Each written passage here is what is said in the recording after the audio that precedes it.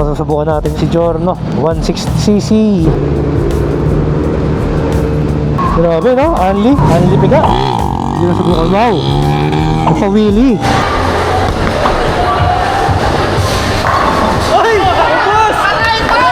Isa to sa mga favorite scooters ko. Ako rin eh. Ngayon, ito na ang favorite ko. Sarap eh.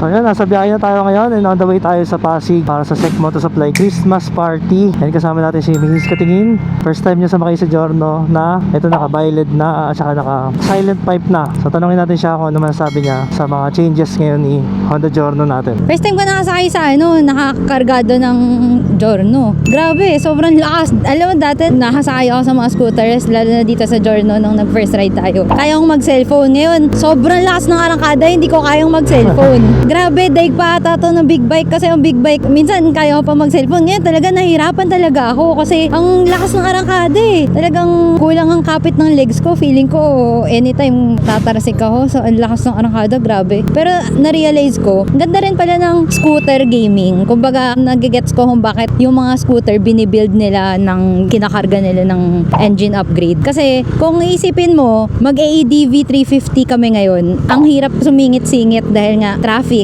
Tapos medyo big bike feels kasi yung ADV 350 eh, parang medyo may struggle pagka sa mga mabilisang lang gala, 'di ba? So na-enjoy ko ngayon yung scooter gaming talaga na ganito, relax lang. Unang sakay ko pa lang sa Giorno. Ngayon, sabi ko, ay grabe, yung sarap ng feeling sumakay sa scooter. So parang nakaka-relax siya, nakaka-relax sa feeling. Na-appreciate ko siya dahil kargado. Hindi siya gano'n kabagal.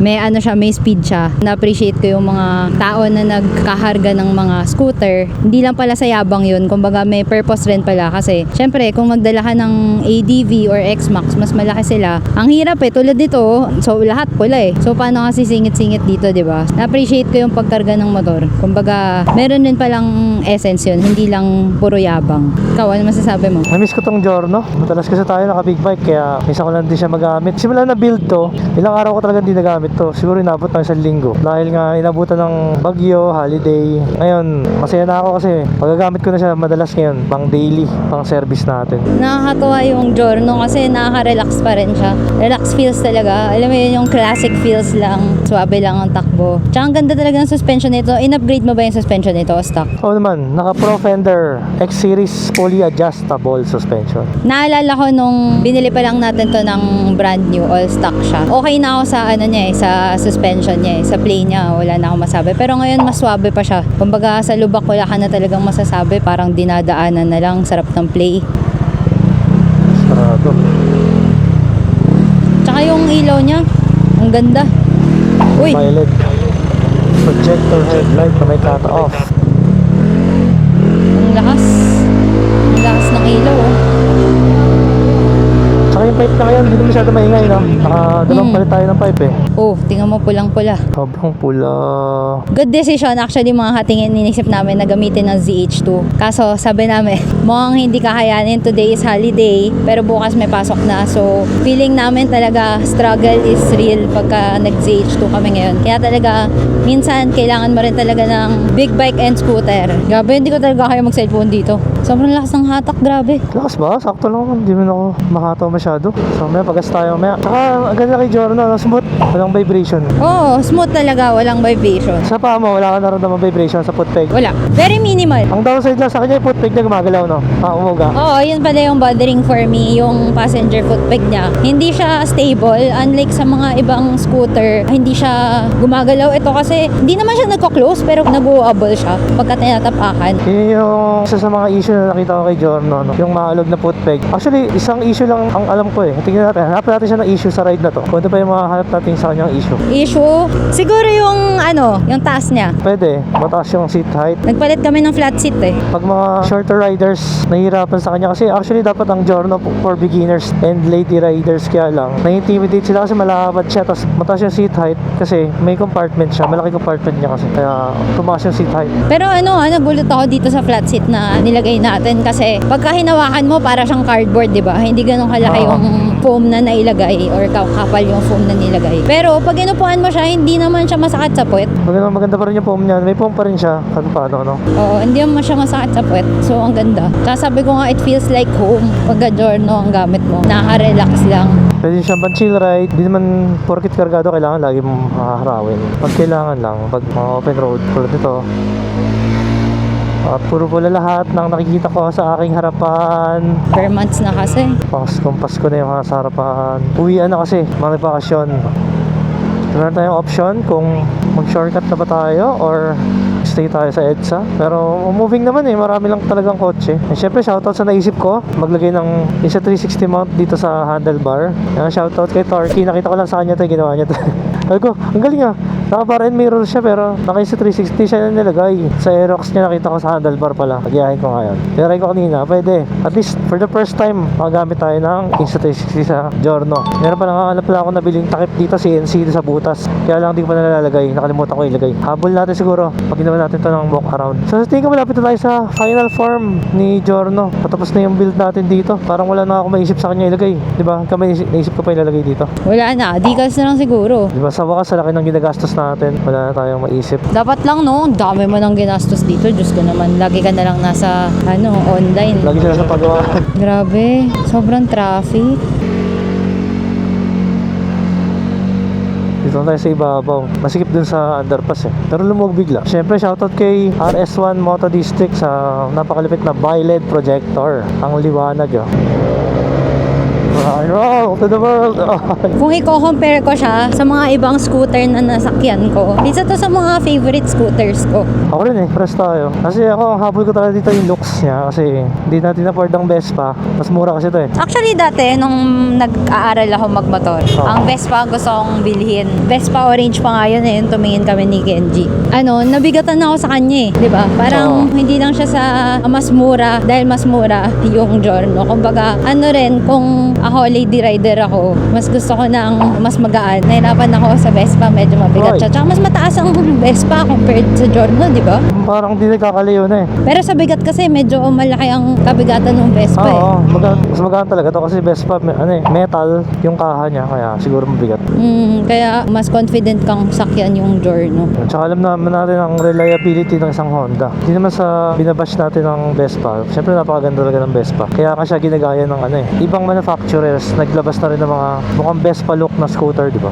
Pero siya talaga yung original eh. Siyempre wala pa rin tatalo sa Vespa. Talagang classic look Vespa, yan talaga. You pay the price of having a Vespa, di ba? Talagang pagka Vespa owner ka, prestige, alam mo yun, talagang classic ang datingan. It never grows old. Yun. Ako naman bukod sa forma at syempre sa presyo na napakamura, yung makina niya, ang ganda kasi 4 bulbs, liquid cooled. Sandali niya pabilisin kasi compatible pa siya sa PCX 160. Kaya salpak mo lang yung black, gaya nito, black ng PCX 160 nakalagay dito. Konting upgrade. Maganda na performance at matibay kasi syempre original Honda yung black.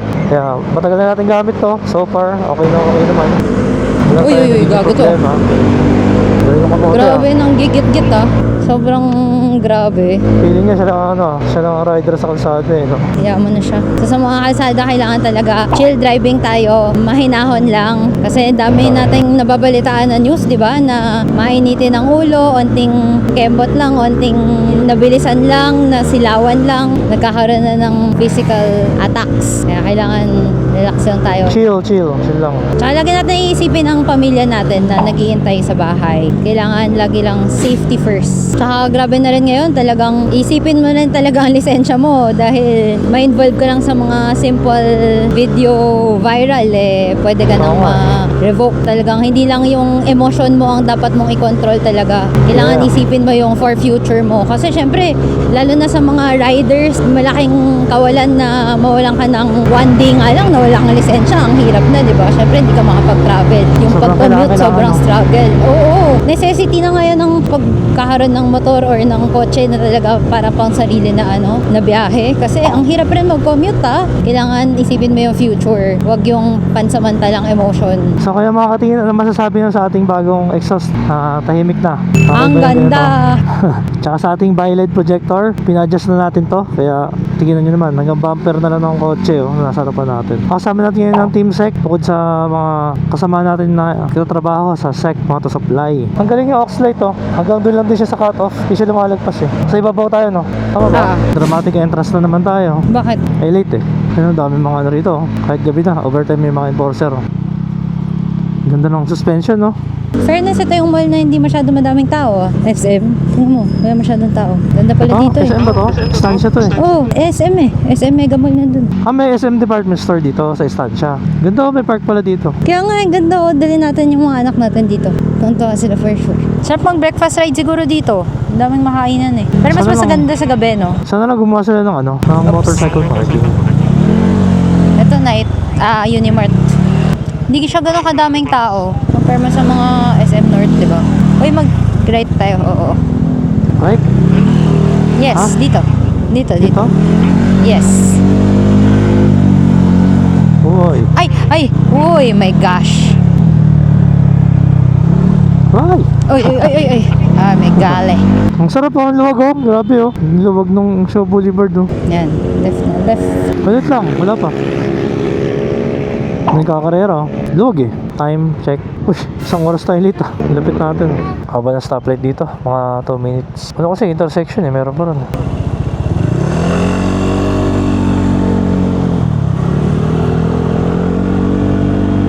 Malapit na. Slide. Maganda rin doon Ay, dito na. Ay, pala. Doon sa mismong yun, yung sabi ko maganda doon. Ito na pala, ito na, supermarket. Papasok ka na dyan. Entrance kaya to? Parang exit Kaya pwede pumasok. Sabi na siya, sabihin pwede. First time ko nakarating dito. Oo rin. Yan, dito na. Third floor nito. Kaya saan pa pwede mag-park? Ayun sa dulo, thank you. Doon na tayo, ayun, wala naman tayong choice Ang sarap dito kumain, Vietnamese cuisine. Ganda pala dito, Ayun. Ang laki pa ng parking dito. Yan, may alis si kuya. Ay, dami pala Hanip sa parkingan Skip, skarte na natin yan. Ito, meron pa dito. Kasi dyan, para malawag. Ganda uminom dyan, Nababantay mo yung motor mo. Gusto ko pumunta dito, mag-inuman tayo dito. Wow, parang uminom ka pa. Libre parking pa yata rito Anong tawag dito? Pioneer 3000? Kamali ang pinaradaan. Malog dun sa kabila. Hindi pa tayo sa kabila.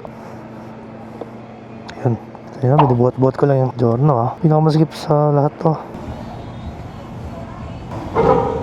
Pakita ko sa inyo parking. Sabi niyan, di ba? Sakto lang pala. And then yung compartment ni Giorno. Sobrang laki. Studio 300. Bowling pala siya. Sa forma natin, all black. Kasi, ano yung team nila? Imo team. Ano mga imo? Let's go! Ayan rito. Photoshoot. Tapos yung background black din. Black on black. Ulo na lang makikita sa iyo. Pasok na tayo, tayo Uy, may bilyara! Merry Christmas! Merry Christmas. Jackson. Merry Christmas. O, di pwede ka ngayon. Nakalib ako sa work 2 months. Pop. Ano lang? Sa may bilyaran. Ano sa mo doon? Bilyar? Mamaya-maya. Na-entertain ako dito. Sige. Para kumita. Ka ba? Oo. Sama natin si Jeric P. Magkakampi kami mamaya rito sa labas. Mga imo. Mga imo. Entertain mamaya. Hi guys! Welcome sa vlog ni Kenji! Hi guys! Fastest lady rider. Jack Bull siya. Ito yung ba? Kain namin yan. Sarap nito. Ito, ribs, chicken, spaghetti. Sarap naman yung malapit Isang posing nga dyan, sa posing. Kita yung kita yung abs. Nice patos.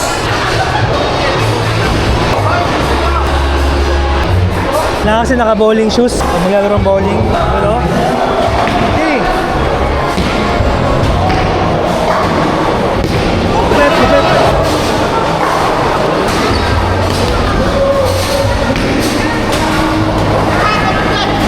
Galing ka. Tingnan mo sa sarili mo. Late ka. Maglalaro muna kami. Parang ang baklag. Akala ko imo night. Ang ginawa sa akin, Halloween party. Pagdating sa mukha, imo. Pagdating dito, bading. Imong kusog.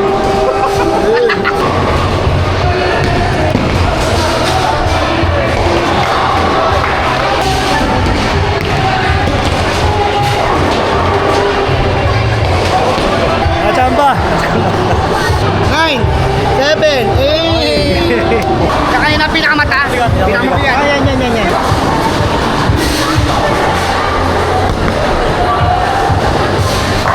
Ay! Boss! Aray ko! Boss! Ano? Nadapa pa. Marunong. Alam mo talaga sino mayaman eh, no? Hindi ka marunong. Nadapa pa nga ako eh. Malas to, malas. Alam kayo kay Kuya Kenny, baka...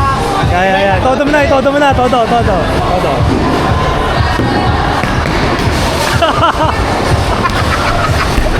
Wakalas! Todo sa gilid yun eh. Ay, mali. So ito, lobat yung remote. Kailangan ididikit para mag-start. Yun. Kasi papalitan ng battery eh. So, enjoy tayo dito. Thank you, Sec Moto Supply, Studio 300. Kasi di tayo nakapag-bilyar, no? Oo nga eh. Maganda pala magpa-party rito. Kaya lang 3,000 per head. Kasi ilang tao kaya kailangan doon, no? Siguro feeling ko mga 100. Tapos free parking, At least dito po. Ang sarap nung ano nila, brownies. Brownies ba yun? Yung dessert? Yung may Yung marshmallows. Oo, sarap no? Thank you so much sa lahat ng mga bubuan ng Team Sec. Wow. Sa mga kasama natin, thank you. Alam mo, sobrang nakakatawa kasi parang the whole year, etong Christmas party lang yung nagkikita-kita talaga ang buong Team Sec. At ayun nga, nakakatawa no, nakasama natin ng iba't ibang personalities, vloggers, icons, big bosses. Syempre mga nag-a-assist sa atin pagka nasa Sec tayo. Nakakatawa kasi once a year lang yun, no? Pero pag nagsasama-sama, magtotropa. Ba tayo napunta sa gitna? Kasi naman tayo rin.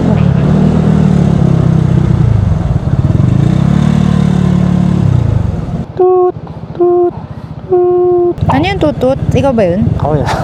Question ko, kamusta? Ano masasabi mo sa Christmas party this year? Sobrang saya ngayong taon kasi invited lahat ng Team Sec kasi last year may invitation lang, hindi na invite lahat. Ngayon talagang pinaghandaan, bonggang-bongga. Sobrang saya, kanya-kanya na nga eh. May nagbibilyar, may nag-bowling. Ngayon lang ulit ako napag-bowling. Mula nung college, ngayon lang ulit. Ilang beses ako muntik madapa. Pero saya, only drinks and food. Sobrang saya, solid. So looking forward para sa next year ulit. Mas ingrande pa daw, sabi ni boss. Tsaka good job sa lahat ng mga bumubuo ng Team Sec kasi lahat masipag at dedicated. Kaya kita mo naman yung company, yung brand, talagang pataas ang direksyon. Proud tayo na nagsisimula pa lang si Sec, isa tayo sa pinakaunang sumuporta, nag-endorse. Ay, sila pala pinakaunang sumuporta sa atin at isa tayo sa pinakaunang nag-endorse. Yun, so salamat po sa tiwala. Oo, tsaka hindi lang yun eh. Alam mo yung pagiging Team Sec, it's a privilege kasi yung items talaga nila trusted eh. Di ba nga nasubukan mo yung cover sa helmet. So talagang ang pagiging Team Sec sobrang privilege na maging part nun kasi talagang trusted talaga yung brand.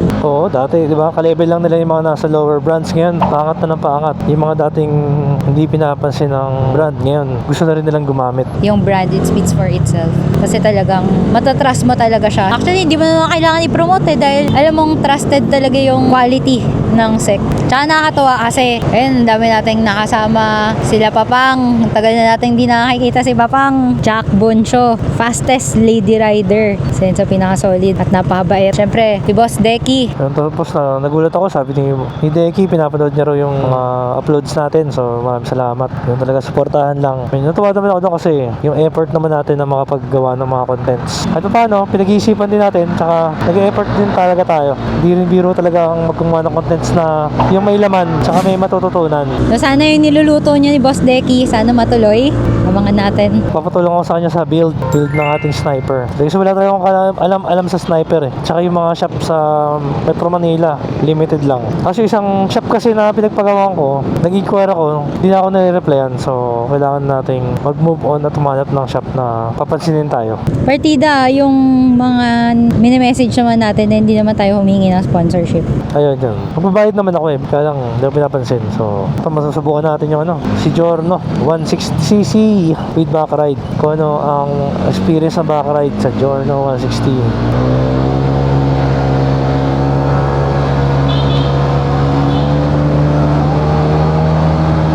Sabi ko nga eh, ang hirap mag-cellphone dito. Sa speed na to.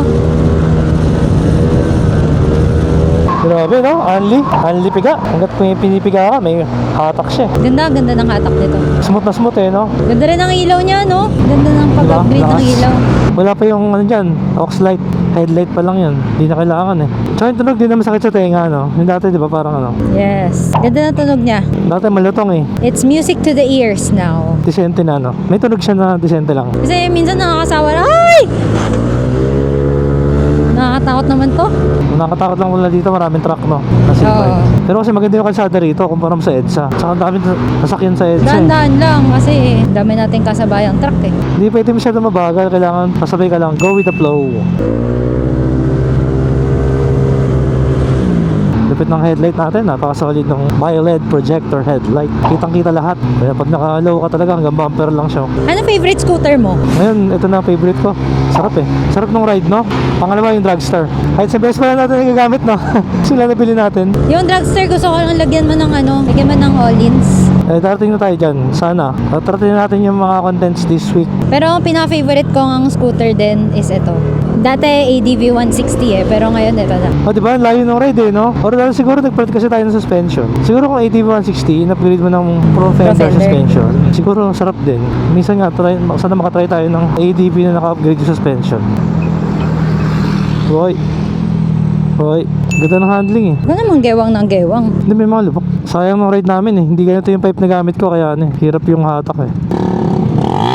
Hindi na sabi ko, wow! Nagpa-wheelie. Kita mo yun, nagpa-wheelie. Ano ba to, Rouser? Kahit malibak, no? Ganda pa rin ang play. Yes, ganda. Ganda nito ah. Uy, gusto ko pumunta dyan. Japan's #1 home decor. Oo nga, para makabili tayo ng mga mapag-setup naman tayo ng bahay, no? Puro build na natin, puro motor eh. Pero tsaka na yun, hindi naman necessity yun.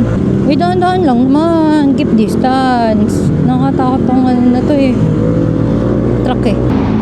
Matrap tayo. May nasiraan ba yun?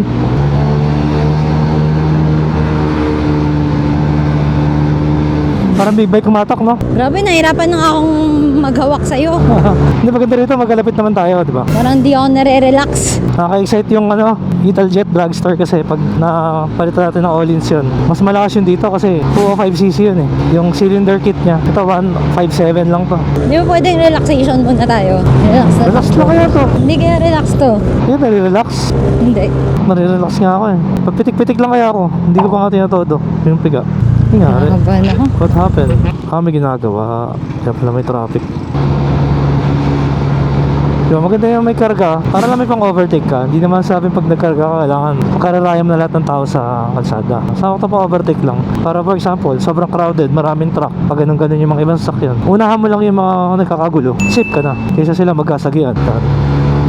Punta ka sa unahan, wala kang kasabay, safe ka. Diba? Ngayon pag nauna ka na, chill ka na ulit. Sarap, no? Parang lumulutang, no? Parang siya lumulutang sa sobrang smooth ng suspension. Natakot ako sa mga ganito mo eh. Mga Sulit singit-singit. yung, yung upgrade ng rear shock. Kasi yung stock sobrang lambot eh. Masyadong matalbog, parang spring. Natakot ako sa mga singit-singit mo eh.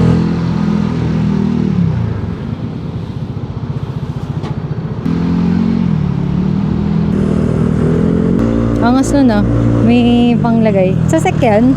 Oo nga, no? May armrest. Galing kay sek ka talaga yan. Oo, ang balit, no? May Galing, armrest. Kita mo naman yung 2 bars natin, ha? Nakarating ng Pasig. Ngayon, makakauwi pa tayo, 2 bars lang. Diba? Hindi lahat ng kargado malakas sa gas. Parang tumitipid pa nga yata. Konting pitik lang, andun ka na. Ay, nakakatakot naman talaga. Oo, relax lang. Huwag na singit ng singit. Tapos pag kailangan mo overtake, piga. Meron kang nakareserbang arangkada. Sarap pag long ride dito, no? Baguio tayo, naka-jar, no? Try natin minsan. Okay, Sagada. Baguio or Sagada, no? Naka-jar, no? So, mag-Nabi. Tagaytay. Nabi, pwede. Siguro isang request ko lang, pwede bang i-upgrade tong palitan yung sa foot peg? Hindi yung maalog. Ewan ko ba dyan? Sana may maka-invento, no? Yung walang alog na. Gumagalaw kasi. Anti-alog. Pag ginawat mo yung paa mo, gumagalaw siya? Umuga-uga siya? Hindi, lang, nagpa-front and back. So, abangan nyo pa yung iba natin magiging content dito sa ating Honda Giorno. So, mostly siguro, mga long rides na gagawin natin dito. At yung mga pros and cons na makikita natin pa sa kanya. Tsaka kung gaano pa katibay. Update ko kayo kung gaano katibay ang ating mga nilagay na upgrades. Kung ano yung nagustuhan natin, kung ano yung ayaw natin. Tsaka yung total gastos palit natin sa kanya. Ipapost na natin ang gastos reveal. Kasi parang wala na akong maisip na ilagay sa kanya. Tsaka siguro, ibabalik natin yung green mags. Kasi marami nagre-request doon. Tsaka iba rin dating sa akin kasi ng green mags. Ang lamig sa mata. So, kung mapot na kayo sa part na to ng video, please like and subscribe sa ating channel. Thank you so much mga katingin.